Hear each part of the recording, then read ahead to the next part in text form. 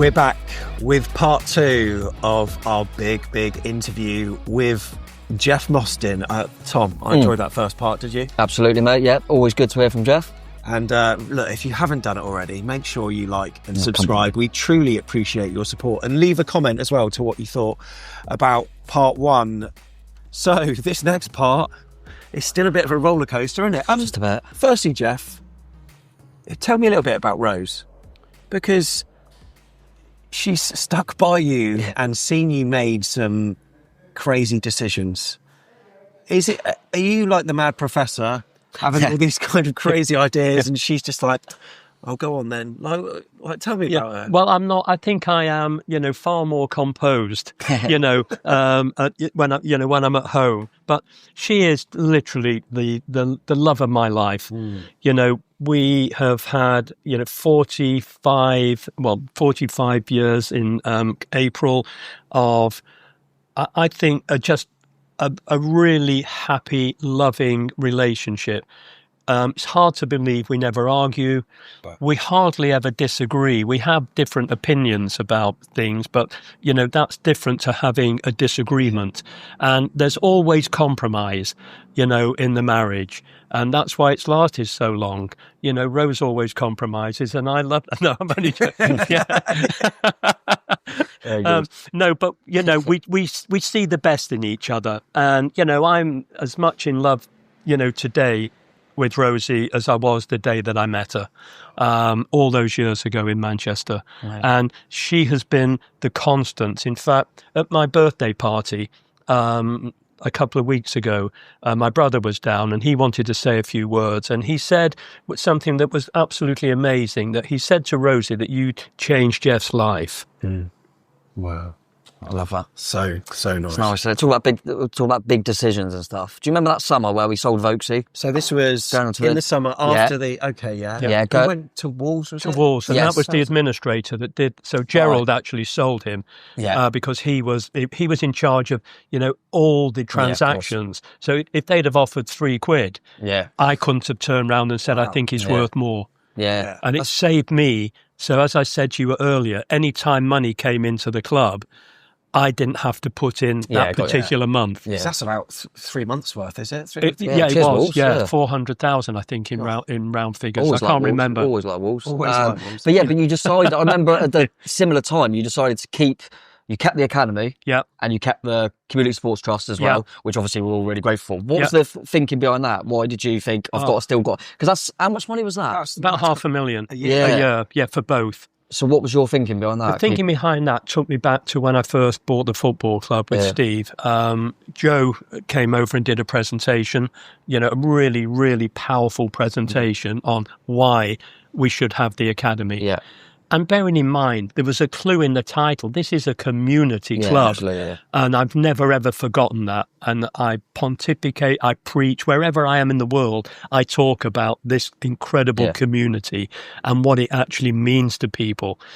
Because in this crazy world of Premier League football, communities can drift, and it's all about economics. So the second person that came through the door was Steve Cuss. God, legend. I have a sort of such a love-in with Steve. What a man! What a workaholic! Never stops. And of course, I'm proud to be today the ambassador for the Community Sports Trust.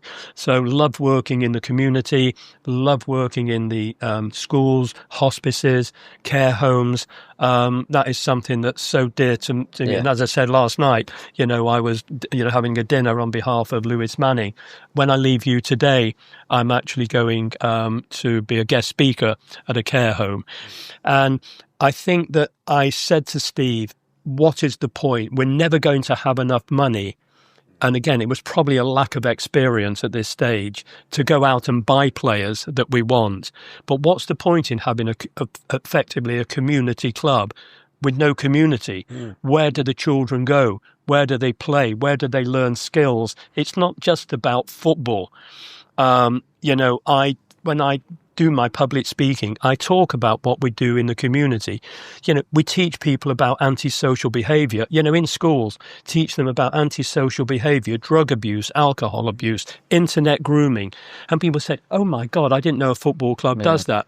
We do it. And I know, most of the Premier League clubs do it through their foundation or community trust. That's what I love. You're giving back. And I had that vision then that these two guys and what they represented is the future of the football club. And lo and behold, as we've now got, scholars coming through, the development squad, we've got, such a strong base that I know it's difficult. There's this quantum leap. People say, well, there's a chance of a 15-year-old, a 16-year-old, a 17-year-old making a debut when you're playing in Division 2. Of course there is, because you can't afford any players. Yeah. When you go to Division 1, there's still a chance, but the numbers have now dropped. Yeah. We might have 1 on the pitch and 3 on the bench. Yeah. Then you go to the Championship and there's nobody on the pitch and maybe 2 on the bench, and you get to the Premier League. Have we still got an academy? Have we still got a development squad? And we've proved that through Eddie, through Andoni, he's taken that on board. So the decision to keep them, I think, has proved to be one of the greatest investments, not only in the football club, but what the football club stands for in the community. Yeah, so it should be spoken about more, because I think obviously, it makes total sense, and but at the time, it's £500,000. Yeah. So at the time, with all the money issues, you'd think that'd be to pull that. Yeah. So it's good that you had that foresight. That's what we should have done, at the time, because money, it was money, and that was needed to go in. But that money would have gone into what? Exactly, it would have just been eaten up with debt. Yeah. And it was only after the administration, that we could see that suddenly the tunnel opened, and there was light at the end of the tunnel. And of course, it was at that stage where, for the very first time, we found somebody else that wrote a cheque, which was Paul Baker. Yeah, it's part of Sport 6. Part of Sport 6. And we were in Manchester Airport. So when I said, we'd gone from Land's End to John O'Groats, it was some irony that it should actually be in my hometown that somebody else wrote a cheque. And it didn't bounce. I can't remember what it was for, whether it was 50 grand or 10 grand, but it certainly, had a few zeros on. And it was the first cheque that didn't bounce. So, of course, we're now sort of approaching this, historical rise. And Paul and Savvy, came in, defaulted on the agreement. So we ultimately got the shares back by default. Adam Murray was part of our consortium. Adam was incredible. In all the time I was getting death threats, Adam had afforded me almost 24-hour, protection. Not that I needed it, but it was almost pressing a button. Yeah. And, this giant would appear, and, rubbing the genie. Steve Sly again, was that? Well, Steve Sly, he was the back four, literally the whole of the back four. Sorry, Steve. So I just had that comfort in when Adam said, right, we want to get a consortium together. He built up a really good relationship with Paul Baker in particular. Savvy, we realised, I'm not going to comment, now. I don't need to. Yeah. Anybody that knows Alistair Saviomutu will know what kind of person he was. This was almost gullibility at its highest level. I wasn't going to argue with anybody that wanted to buy the football club because that I'd achieved my goal, and so had the administrator. Would it be fair to say that if there was a fit and proper persons test now, that they wouldn't pass now? Sammy wouldn't have, passed it even then. Okay. Well, he did, somehow. But he was the ultimate blagger, coming back to, use your terminology. He really was. Paul, I felt sorry for because he was a victim of the 2008 crash. So he was UK same day, one of the largest logistic companies in the country. And his two biggest clients were Woolworths and Zabi, and HMV. Yeah. And they both collapsed, and with them, 90% of his business. So he had issues. And something I'm not sure I put in the book, you probably know more about it than I do, but one of the sliding door moments in this football club's history that I'm really pleased to share with you and everybody that's listening was our game against Blyth Spartans. Yeah. Now, the reason I think this is a sliding door moment is that we were guaranteed close to £250,000 for beating Blyth and playing, I believe it was Blackburn Rovers in the next round of the Cup that was televised. Yeah. Because was the Satanta? That went to a replay, didn't it? That went to a replay. So did we get money for both of them? We got, but it was peanuts. Yeah, at that level. It was the next round that was going to be the jackpot, because that was going to be televised live. Oh. So where I say this is a sliding door moment, and I think I use that phrase quite a lot, just even meeting Rosie, was a sliding door moment for me. Nodding to Gerald was another sliding door moment, even coming, Kev phoning, come on mate, come and watch a football match. All those things are relevant. Meeting Noel Audley, to help me get through that part at the bank. Yeah. And then meeting him again when I set up my own business. But the sliding door moment about Blyth, we lost the match, and therefore we lost the money. And that was the catalyst that created almost the end of Sport 6. Yes. So what I would put to you is, had we beaten them, and they would have had enough money to continue to take the club forward and sort of pay us, what little money that they were paying. I mean, it was peanuts compared to, what we'd put in. Would the club today be in Division 2? They could be under their stewardship or somebody else's, and it wouldn't have been Maxim, because they would have ultimately had to have sold the club because of the run out of money.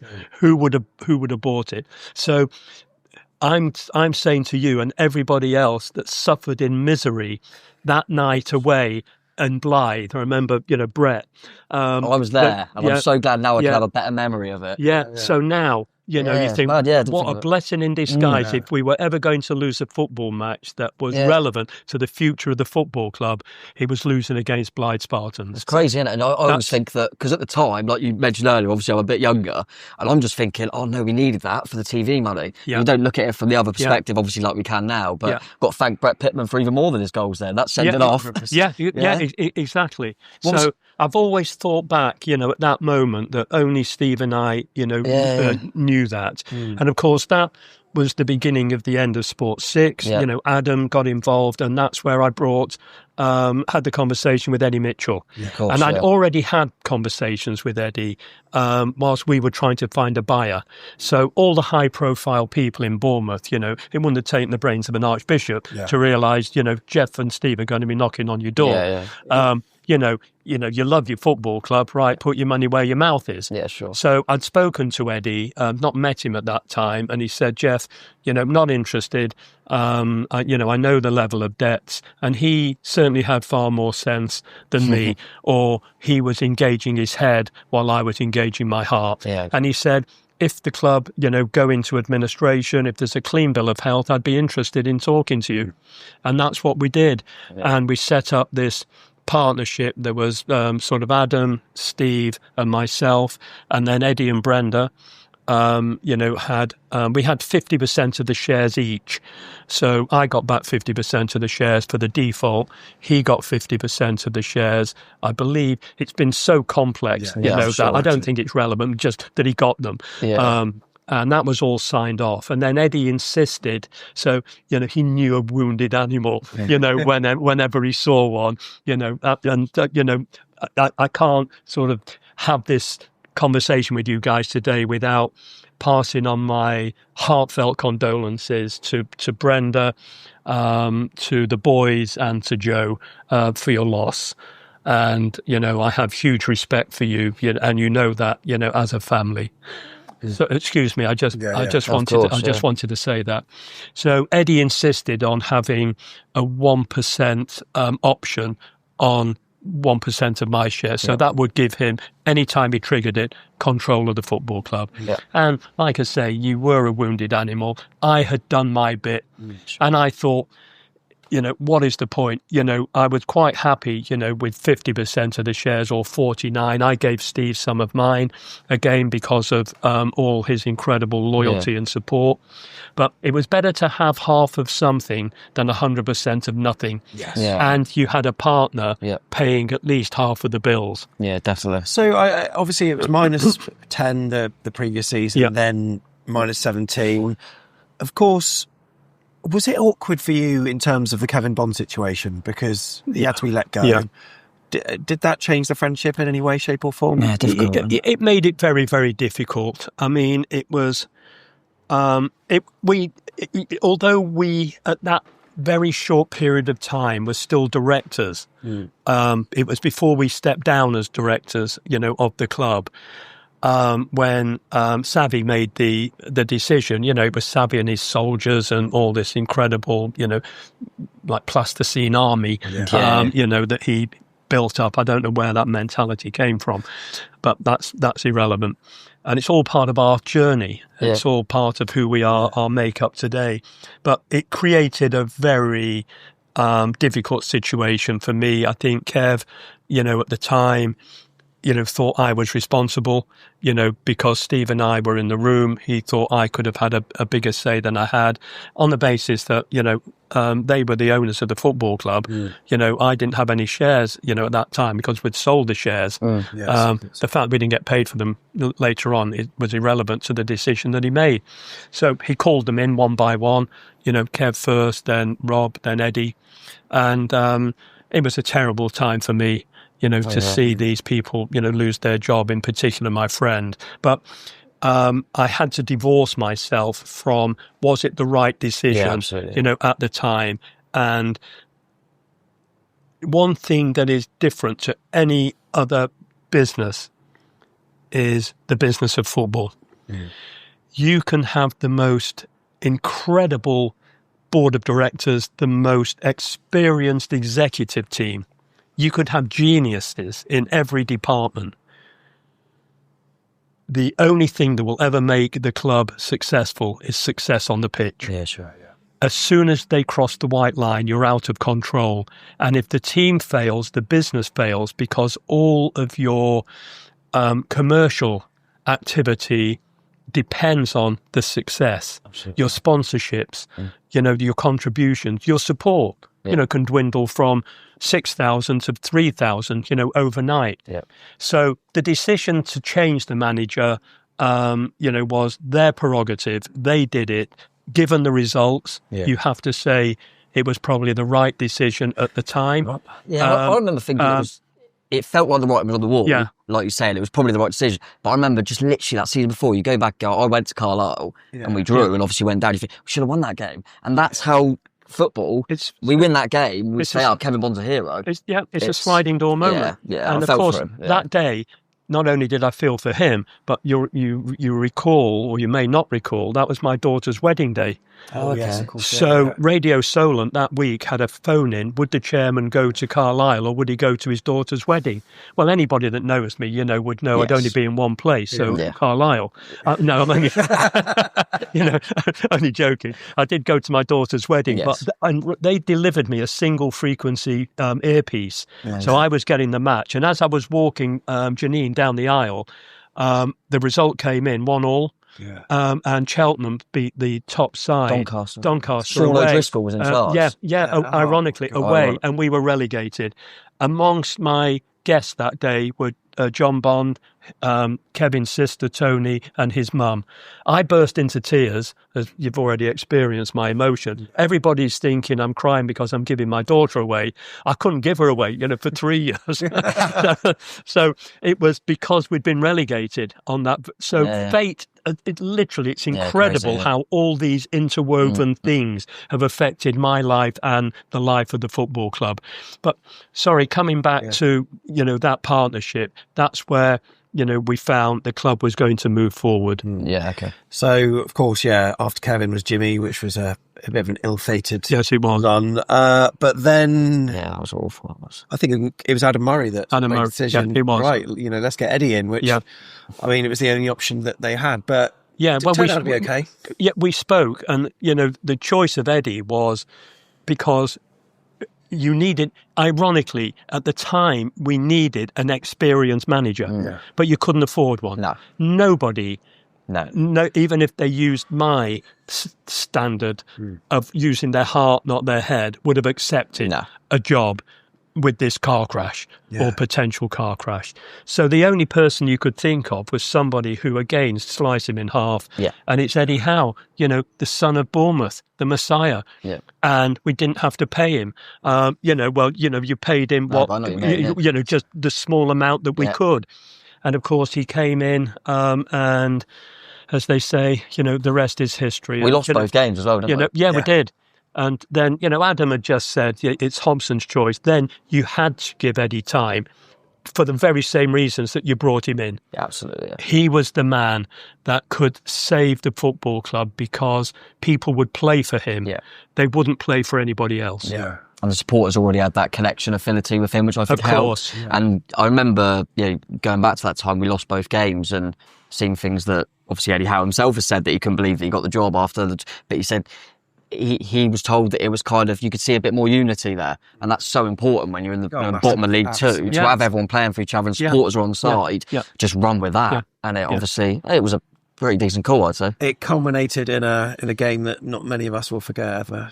Grimsby. Oh, yeah, what a day that was. I mean, that is still, I was talking the other day, and someone asked me about, at the stadium, the favourite game here, and thinking of all the results we've had recently, and obviously beating Man City and beating Arsenal. And okay, stop it. Yeah. Done that one on purpose. But I can't stop my head just going Grimsby.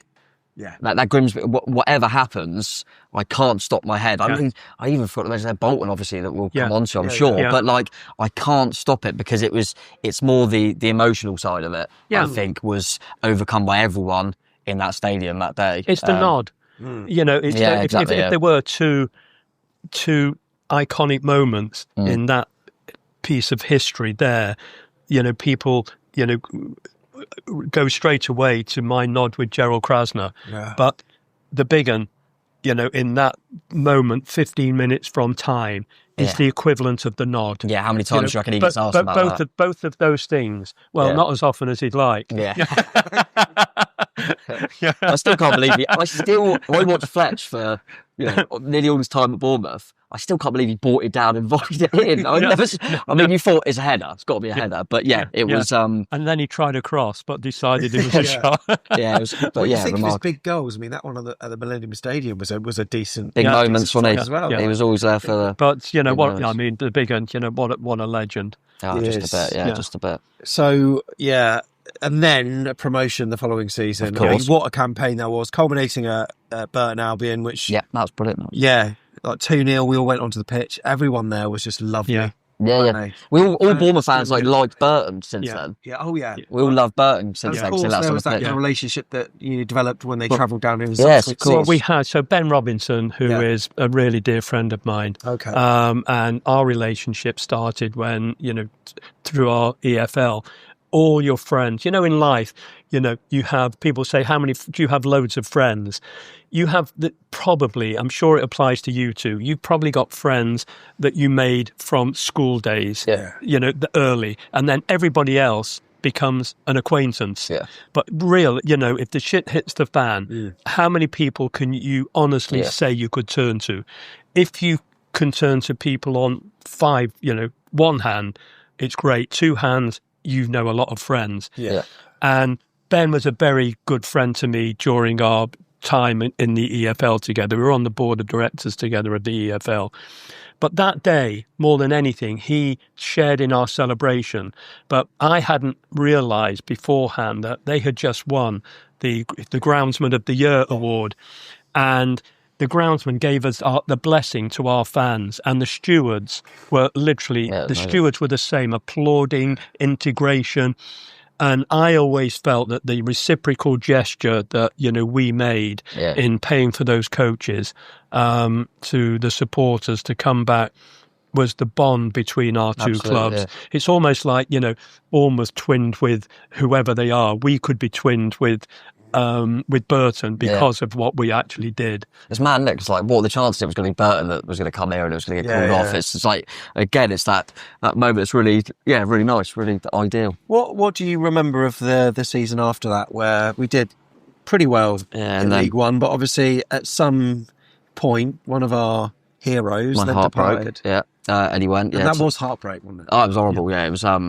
It was gutting. I think still at that point you felt like it was a matter of time because he's too good and we're only going to get to a certain point. Obviously, turned out differently in the end. But yeah, I remember being gutted. But to be fair to him, I gave obviously Bradders the chance and we were still in them playoffs. And I thought, we've still got a decent squad here. We might go over the line, And then I went to the Huddersfield game, Steve Lovell goal. And it was, it felt like we could still do it. Regardless. But so it was gutting to lose Eddie, but I felt like the group was still together. We were still playing really good stuff, and I felt for Bradders because it was a tough playoffs. Huddersfield were a decent side as well. It was absolutely inevitable, and he had a few issues that were going on at the club with individuals. I'm not going to elaborate on that, but I knew it was only a question of time. And I think the catalyst was the Notts County away game, where I was told by their chief exec that there's a scene going on in the dressing room. And again, I think it's in folklore, what had happened, which shouldn't have happened. But that was completely disrespectful to Eddie. And I think that was the beginning of the end. I knew he'd be on his way. And it was a question of where he wanted to go. And I think he got as far away as he possibly could, because there were local offers as well. Yeah, I'm sure. But you could always think, Eddie is just this remarkable human being. He's blessed with looking like a film star, an amazing coach. But he's born and bred here, just as I'm born and bred in Manchester. Yeah, sure. And I knew what lay ahead. Because even Kevin's dad, managed Burnley, and he got slaughtered there, and I just knew it was going to be difficult. And then, of course, with his mum, it was never going to be the same. And I think that was the time when, I got the nod, from Maxim to, what do you think, Jeff? I just said, well, if anybody can make a call, it was me. That was one of the best sales ever. Yes, absolutely. There were some moments, and I had to deny any knowledge of a call, for obvious reasons. Of course, yeah. And there wasn't any call. Don't you? Of course, no. Don't you ever believe that I made a phone call to Eddie? So Lee Bradbury. Then it was Paul Groves. Oh, we had Groves for a little bit as well, of course, yeah. And then, do you remember outside the main entrance there were fans that were in vocal conversations with Eddie Mitchell. And there's a video on YouTube somewhere. I think you were in the background. There were a few occasions with Eddie, and he wore his heart on his sleeve, which in many ways is an admirable thing. Of course, On the radio, there were he's had sweary rants. There was one on the pitch where Chesterfield, I think it was. He confronted a fan. And then outside where he's saying, who do you want? And then some guy in the background says, Eddie Howe. Oh, Eddie. But lo and behold, I mean, what did you make of Eddie Mitchell? Because he was a character, wasn't he? It was Eddie and I. Were we buddies? No. Did I respect him? I respected him because he was the chairman of the football club. Did I love everything that he did? Absolutely not. He'd probably say vice versa. And vice versa. Oh, okay. I think, probably at the time, his character, ironically, was probably closer to Steve, than it was to me. So I'm trying to be the face of the football club. Which I was at that stage. Well, I've always, during my tenure, been the face of the football club, and that suited me. But you cannot, scream at a fan behind the goal. If you recall me racing onto the pitch, I remember you. And if you're big enough, get your ass out here and let's. Eyes oh my God! And I'm having to literally stand in the middle of what was almost death threats on both sides, which we managed to calm Eddie and get him in through the tunnel. You can't turn round to a fan at the fans forum and say, F off down the road and support, the scummers, as he, called them. You can't do that. You can't swear. I surprised yesterday when I was with, Chappers, that because he was actually asking the question. Yeah, it was. Yeah. Was it Five Live? On Five Live. I was surprised he didn't ask, and then he had to and then pulled the plug. Yeah. And he was a living nightmare. And of course, not only that, an economic risk. Yeah, of course. There was the time at, Leighton Orient where, Barry Hearn, he said, I'll sit where I want in this stadium. He said, this stadium's mine. He said, I will walk my way round to the fans. He said, no, you'll be dragged round there. And I remember him putting Eddie in the segregation area.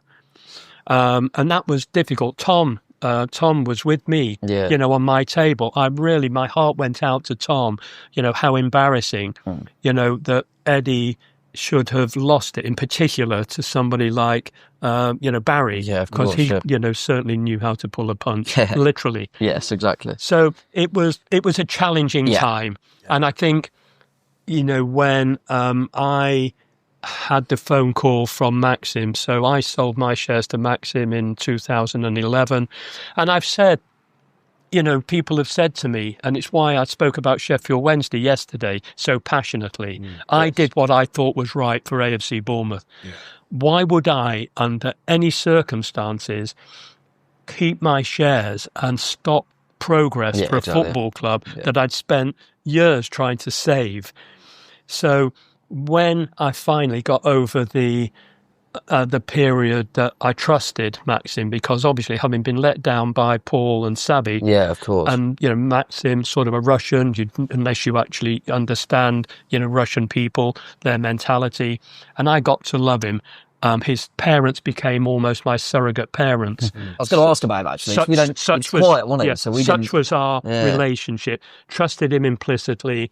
And he always said to me, he said, Jeff, you're not passing the baton. You will always be looked after by me while I own this football club. Never, ever let me down, with his words. So I sold the football club to Maxim, knowing he could take it to a level that I could only dream of, and that the people of Bournemouth and the amazing supporters could only ever dream of. So why would I stand in the way? So I was, the vice chairman at the time, and obviously Eddie had built a house for Maxim, so that's how we were introduced. And I've said in my book that, all credit to Eddie Mitchell, because had Eddie not met Maxim, I would never have met him, and we definitely wouldn't be where we are today, because the club was almost, it wasn't a sale that would never have happened, almost going back to when I owned the club and Steve, who was going to buy the club. So suddenly we get Maxim comes in, almost like he'd been, shopping in Hamleys. This is lovely. I like football. This is a big version of Sabutio. I'm happy to buy this. And then he had a really good, close relationship with Eddie. Obviously, the Neil Blake, Eddie's son-in-law, became chief executive of the football club. They had a very close relationship, credible relationship with Eddie and Jason. And along with myself, we were like the inner sanctum. And in particular, after 2 years, it was September the 13th, that I got a phone call, 2013. In the morning, my phone rings, it's Maxim, and he said, good morning, Jeff. He said, we were in, I think they were in Moscow. We have a board meeting. I'm with Eddie Howe and Jason. Could he speak English, Max? Oh, yeah. Very, very good. Okay. So there was Eddie, Jason, Neil, and Maxim. So I'm going, whoa, Maxim, hang on a minute. I'm in Bournemouth. I'm vice chairman of the football club. How can you be having a board meeting? Yeah. He said, these words verbatim, he said, Jeff, you are listening, I am talking. So that was the end of my, literally, I now reverted to 2 ears and 1 mouth. And he said, congratulations, you are the new chairman of the football club again. And I learned 2 new words from Eddie Howe. Yeah. And oh my God, I literally put the phone down, burst into tears. This is Jeff at his best, the emotional wreck that Jeff Mostyn is. And I just couldn't believe it. I was filled with so much pride. I'm now the chairman of this incredible football club again. And the journey from here on in is going to be a great journey with Maxim at the helm. Yeah. Neil as the chief executive.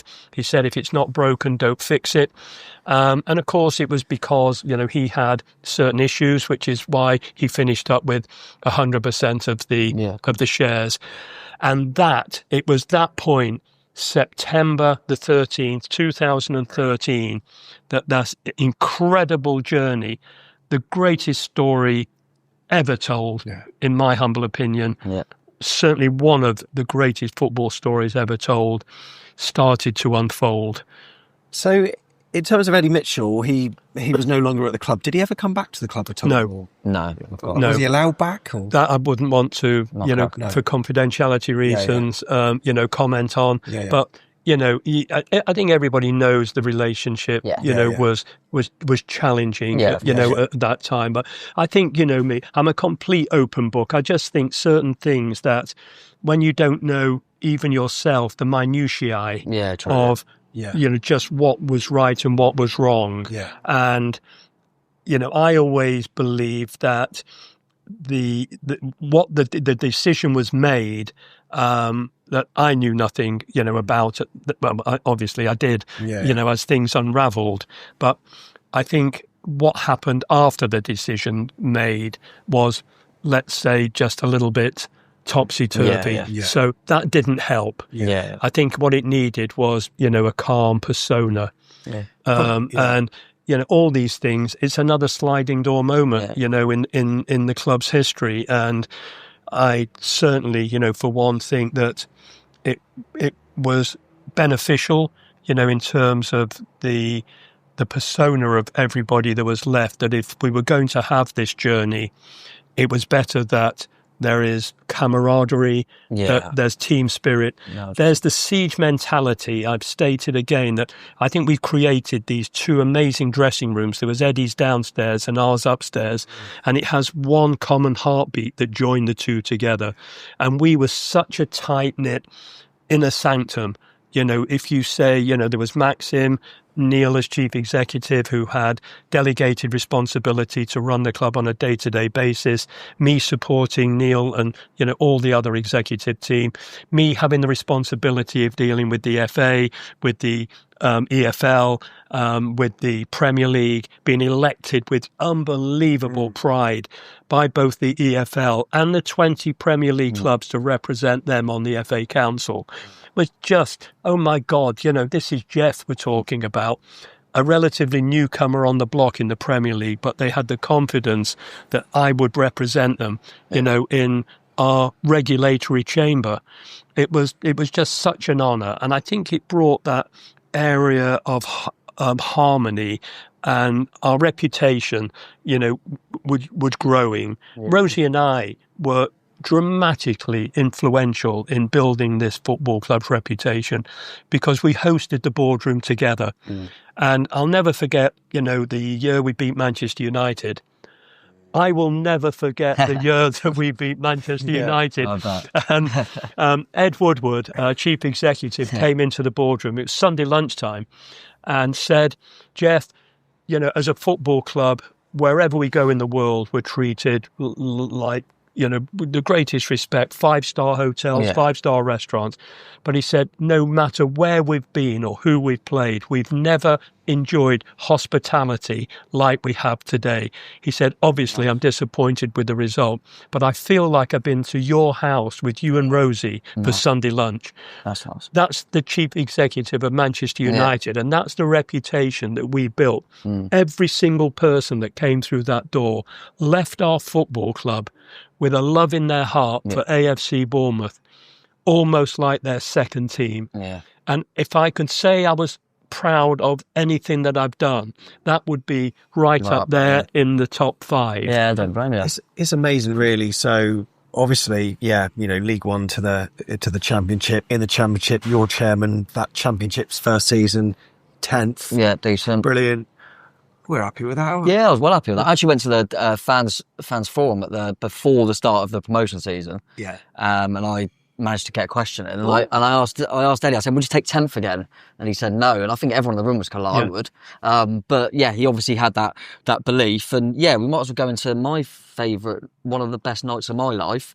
I don't know about you, Jeff. I thought, I love these fucking boys when I saw that. And, how was your night, Jeff? Well, honestly, that was... simultaneously, it was probably the most embarrassing moment of my life and also the highlight of my life. And the backstory to this and how it happened, we were up in the double box, and I definitely, without any question, know we had more shots on target than the players had on the pitch that night at Bolton. And I'm up there, I'm sort of looking at my watch, it's about 15 minutes. And I'm thinking, oh my God, I'm not seeing the boys. So I literally almost slide down 3 levels.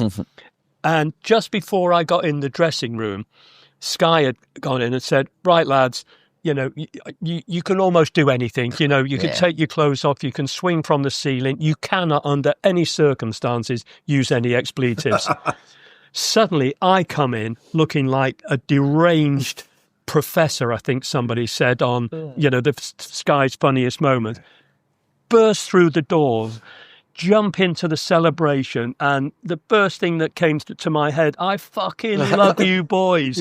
And with that, it was like absolutely unbelievable scene. And it carried on and on and on and on. And of course, people are talking about, having the great, you said you might have been bullied at school, but you've never had a spanking like that from Callum Wilson. That's what you want. And and I did say at the end of season dinner, that when we had that at the BIC. And I always used to host that, start off. And I'll never forget, I said, we're still adrenalised, the euphoria of we're going to be in the Premier League. And I said, I have so many people to thank this evening, but there is one person in this room tonight that I want to thank more than anybody else. And I can see people going, oh my God, it's going to be me. It's going to be me. And I said, that person is Callum Wilson. And the silence. And I said, Cal, Rosie and I have been married 40 years, which we had then, and only now does she realise spanking's normal. I do think it showed, though, like you said, you were saying about like looking like a mad professional, that kind of come in. I think it did show that bond that we've talked about, that team mentality, that you've come in, all the boys love you, you love the boys. I think that was all part of it, wasn't it? Well, I think it showed the whole world, because it was global, that nobody, I don't think there's any chairman in football that has the relationship that I have with the players, the staff and the supporters. And, it's something that, to this day, I'm so humbled by and so proud of that, I can share those stories. And even traditionally, like I said, that, when I was with Eddie and Jason and the Newcastle team, he introduced me to everybody.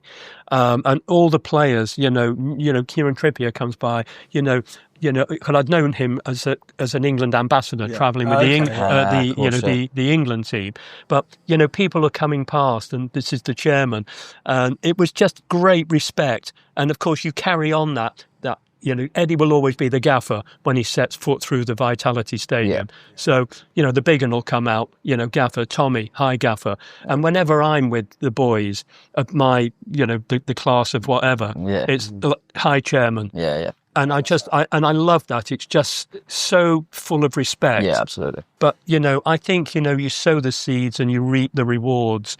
And it's almost like you want people to be a reflection of you as a good person. Yeah. And, a trustworthy person. Yeah, absolutely. And a transparent person. We could talk about the individual moments during that championship season, but we've not got a load of time left. But I mean, there were so many memories, of course, like the Birmingham 8-0 was one of them, and there were like so many, and that 3-0 Charlton, of course, to win the title, which was absolutely huge.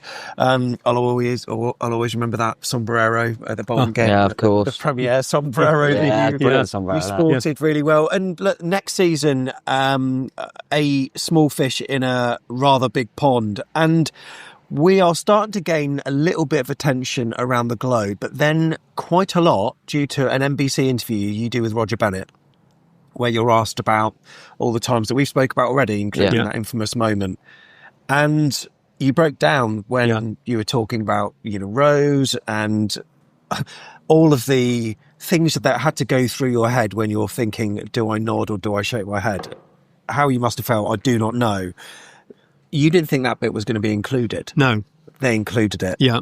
But weirdly, I think that has helped to sell the club with better than we have like conversations with so many cherries from across the globe that watch our channel, and they always refer to that documentary and they always refer to that bit specifically because it captured their heart and plus the underdog story as well.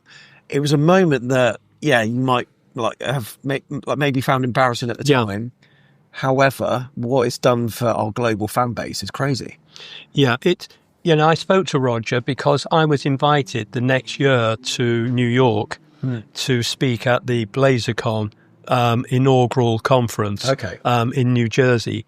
I remember going with Steve Parrish, Ralph Kruger from Southampton, Richard Scudamore, to name but three, and David Moyes, I think. And, I was asked about that on reflection, and it was almost sort of a rhetorical question because, he answered it. And he said what had happened when we got back to the edit suite, despite what I, told you, in your boardroom. He said the editor was almost wetting himself because he said if Spielberg could have produced or directed a documentary, he could not have found any actor that was currently living or alive that could have recreated your emotion. Yeah, so this man deserves a BAFTA. Yeah, exactly. Yeah. Oh my God. Bring it up, vote. JM. Yeah. But no, it's a good point though, isn't it? Like you say, that's when it I guess to them they thought this is too real and too raw not to include. Not to put it in. Yeah. And I think probably why Belver's left it in much to my dismay, in the recent documentary. I've gone past that emotion now. I am who I am, and it shows how much I care about the football club, even now, after, 2 years plus, having stepped down. We were just texting on WhatsApp earlier today, and I said, "What do you think the odds are that I can get a tear out of Jeff today?" But tell you what,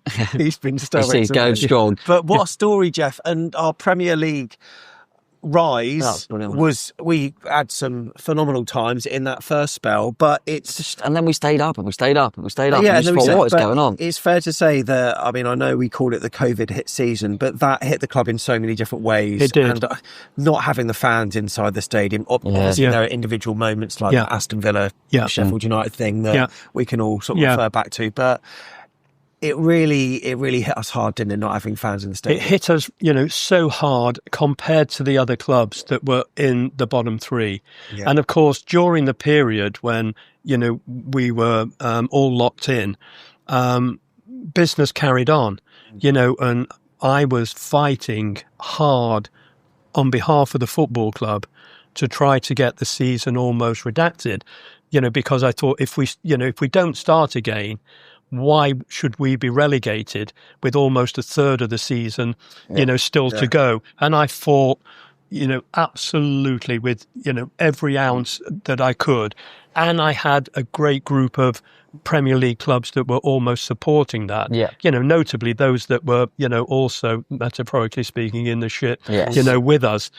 It didn't happen. But what I found, and this is only, again, my humble opinion, at that time, if you look at the performances of Aston Villa and West Ham, the crowds were almost toxic. Yes. And again, with the greatest respect to anybody listening, from West Ham or, Villa, but, I have great relationships with both clubs. It's just the view that I took. And our fans were always going to be, behind us. Yeah. And I know there's fewer of us. Yeah. When you get 40,000, if you got 10,000 that were against you, that's the same number that we had for. So I needed to sort of balance my comment there. But what I found was that West Ham and Villa playing behind closed doors, it helped them. There was no toxicity coming from the stand. Again, it's only just my assessment. No. Whereas we just did not connect from the first whistle right through our performances were not the same. To relegation. And we almost relegated ourselves. Then, of course, you have this one in, I think, what were the maths? I think they got somewhere near 1 trillion. It was like 1 trillion to 1 chance of Hawkeye not working. It's never failed in any sport, let alone football. And it was just that goal-mouth scramble. And of course, 2 things happened after that changed the rule. First and foremost, VAR could not interfere because it was not, want a better terminology, a VARable review. Now VAR would intervene. Yeah. Secondly, I think there was an extra 6 cameras posted after that. So if there was 22 people in the goal mouth, we would still be able to spot the ball. It was like a spot the ball moment. Yeah. So that changed the face of football. And yet the 1 point, you can't say which point it was. It was a point. One thing you can guarantee, it was a point that day, but it might not have been that point. Yeah, of course. That relegated us. Yeah. So we were back almost to this siege mentality that we'd created in 2009, with the minus 17 points, that the whole world was against us. Definitely. But how did AFC Bournemouth react? Incredibly. Yeah, exactly. I was going to... Do you think that if we'd stayed up that season, would Eddie have stayed? Do you think that was the difference, or do you think it was probably time anyway? Or I've never had the conversation, to be, again, I don't even need to say with honesty. I never had that conversation with him on that point. I think that most people that know Eddie, most people that visibly could see Eddie, knew that it was time. That he was struggling, and we all were. Yeah, I mean, Christ, this is going back a long time now. If, people have been very kind and said, oh my God, Jeff, you look amazing for 80. You don't look 80. I actually think I looked 90 then, because even the strain and the stress on me was unbelievable. And everybody associated with the club, Neil Blake, I know Maxim. It was a very difficult period in everybody's life. And of course, the relationships, this was no manager, owner, chairman, chief executive. And of course, within the inner sanctum later on became Richard Hughes. Richard, a mention to him. But it was very, very difficult. But what was really relevant is, for me, in women are far more astute, than probably most men. Sorry guys, let's rephrase that. My wife is definitely, let's keep it simple. Kudos to Rosie. Rosie is definitely far more astute than me. So we come to the last game of the season against Everton away. The only 2 people from representing the football club, which wasn't unusual because, and everybody knows, not all the directors travelled. No. In fairness to, Jim now, Jim is at, most games, with his family. But only me and Rosie were at Goodison Park for that game. Eddie said, on record, when I looked up, I knew... Excuse me. Yeah, go on. I remember we battered them that day as well, that game. I remember it was 3-1. We were brilliant that day. Now, you would be there. Yeah. And it was God. Yeah.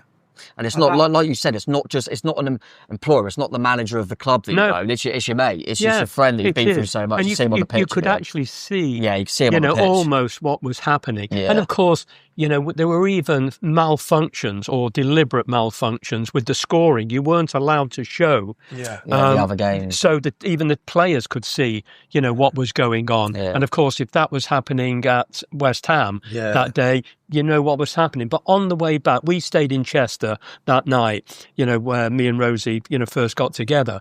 And I didn't want to stay in Liverpool, even if we'd have won. I didn't want to stay there. So on the way back, I'll never forget it. And it's certain landmarks that there was roadworks all the way from Stafford, you know, right through to the Knutsford services. You know, you'll remember if you drove, you know, down that day. And the phone rang and it was Eddie. And it was just, we were on the phone for an hour. And Rosie said, sweetheart, I don't think you've said 3 words to each other. Yeah. In an hour. Yeah. And I think it was her sixth sense. She said, you know, that might be the last call. Wow. Yeah, wisely, yeah.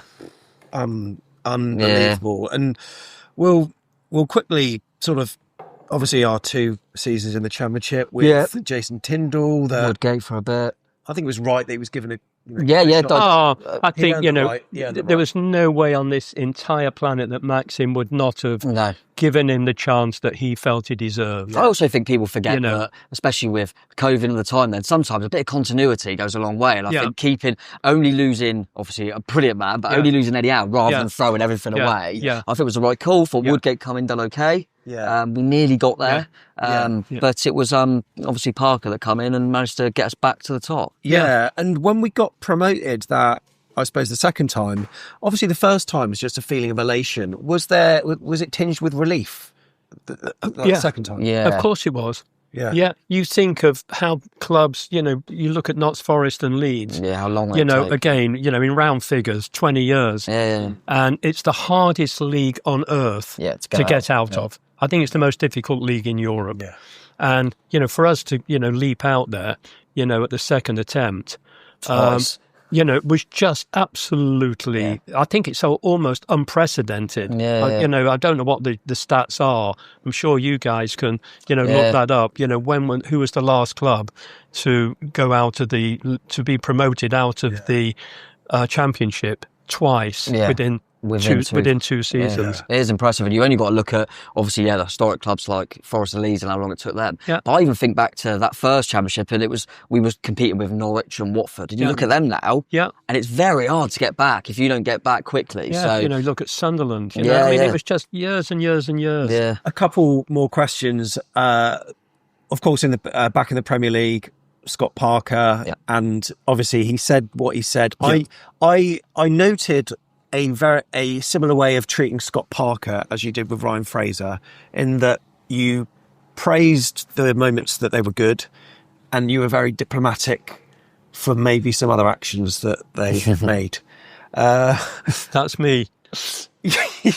So let's just leave that there. However, you know, Gary O'Neill, he got the job and he kept us up. And during that time, it was the Qatar World Cup, wasn't it? Yeah, it was. That the new interest and the new ownership, and that kind of stuff happened. Yeah, of course. You know, this is like such a shame that we never really knew Max, but that's kind of the person he was. Yeah. But as Bournemouth fans, I suppose we want to put on record how unbelievably thankful we are to that guy. And him and Bill, you know, 2 brilliant owners, but very different the way they are. Max stays quiet, but Bill puts himself out there. Yeah, totally different. And, you know, it's quite interesting that, you know, Bill, you know, came on board, announced before he'd even got, you know, the sign-off from the Premier League, I'm going to be the chairman of the football club. Mm-hmm. You know, I'm sort of almost reading this, you know, in the press, you know, rather than, you know, any communication. So that was, you know, really devastating, you know, for me, because I'd always been led to believe, certainly, you know, with Maxim, that whoever we bring in, you know, as buyers, it wouldn't take the brains of an archbishop to realise, you know, we'd been looking. You know, Bill didn't just sort of come in a Christmas cracker. You know, although it's a bloody good Christmas cracker, you know, now. that I would still remain chairman, because all the people we'd spoken to that had shown an interest said, we want you to continue as the chairman and Neil Blake to continue as chief executive. Look at the journey. If it's not broken, don't fix it. Yeah. Bill came in, his prerogative, he's chairman or president or both of every business that he runs. So I knew the inevitable was going to happen. And I'll share something that I've not, shared with many people, that I went to the World Cup in Qatar as a guest of the family.